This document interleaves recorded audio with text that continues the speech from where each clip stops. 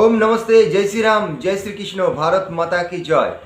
মিত্রগণ, এই যে দীনকৃষ্ণ কিংবা এই যারা যারা ভীমবাদী রয়েছে শরদিন্দু, এরা কোন চটি বই পড়ে লাফালাফি করে আপনারা কি দেখতে চান? চলুন দেখাই এরা কোন চটি বই পড়ে এত লাফালাফি এদের। চলুন আমরা দেখে নিই। এই দেখুন, এই দেখুন, এই হচ্ছে বইটার নামটা ভালো করে দেখুন আপনারা। এখানে কি লেখা আছে? আদিবাসী সাহিত্যের দিকবলয়। তো আদিবাসী সাহিত্যের দিকবলয় কে লিখছে? লেখককে হাফিজ রশিদ খান। চিন্তা করতে পারছেন? হাফিজ রশিদ খান আদিবাসী সাহিত্যের দিকবলয় লিখেছেন। তো দেখুন, এমনই আর একটা পুস্তক, তার একটা পৃষ্ঠা ছবি আপনাদেরকে আমি দেখাচ্ছি। দেখুন, এই দেখুন, এই দেখুন। তো এখানে দেখুন দলিত সাহিত্যের দিকবলয়, ওটা আদিবাসী সাহিত্যের দিকবলয় ছিল, এটা হচ্ছে দলিত সাহিত্যের দিকবলয়। তার একটা পৃষ্ঠার কপি আমি আপনাকে দেখাচ্ছি। একেবারে দেখুন পৃষ্ঠার ছবি, 60 নম্বর পৃষ্ঠার ছবি।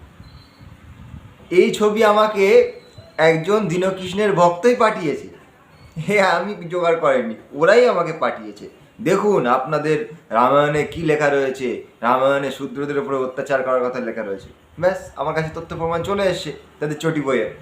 তো এই সব চটি বই পড়ে তারা আমাদের সঙ্গে আমাদের ধর্ম নিয়ে এত উল্টোপাল্টা বলছে।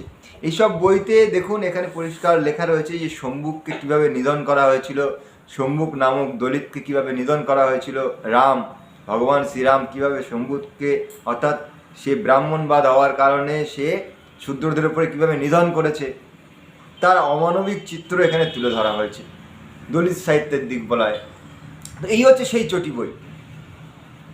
আপনারা চিন্তা করুন, আজকে আমরা এতদিন ধরে তাদেরকে ডিবেটে চ্যালেঞ্জ দিচ্ছি, আমাদের সামনে আসে না কেন বুঝতে পারছেন? এবার আমাদের সামনে আসলে যে লেজে গোবরে হয়ে যাবে সেটা তারা ভালোভাবে বুঝতে পেরেছে।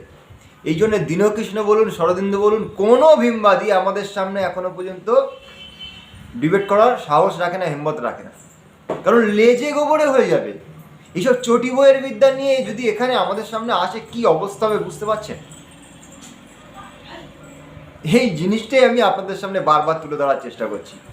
1 বছর হয়ে গেল, এখনো এই ডবল এম এ কিংবা second hand M A, double M A নয়, Dinkrishna second hand M A, তো এই ভীমবাদী বাবুদের আজও পর্যন্ত টিকি খুঁজে পাওয়া গেল না। আমাদেরকে একসময় বলেছিল ছোট ছোট বাচ্চারা নাকি ওদেরকে চ্যালেঞ্জ করছে, ওই জন্য গুরুত্ব দিচ্ছে না। পরে যখন বুঝতে পারলো যে এরা বয়সে ছোট হতে পারে কিন্তু বিদ্যায় আগিয়ে আছে, তখন বললো যে কলেজের প্রফেসর দিয়ে বসাবো। এখনো টিকি খুঁজে পাওয়া গেল না। কেন?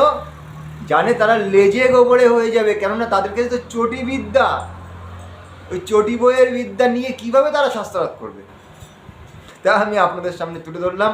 পূর্বের একটি ভিডিওতে এর যে চালা ফটকে, তার হাতেও একটা চটি বই দেখিয়েছিলাম।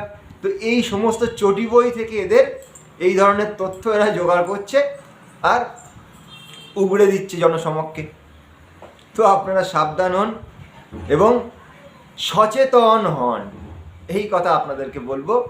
আর শাস্ত্রার্থ করার জন্যে, ডিবেট করার জন্য আমরা সর্বদা প্রস্তুত। যখনই তারা রাজি হবে আমাদেরকে জানাবেন।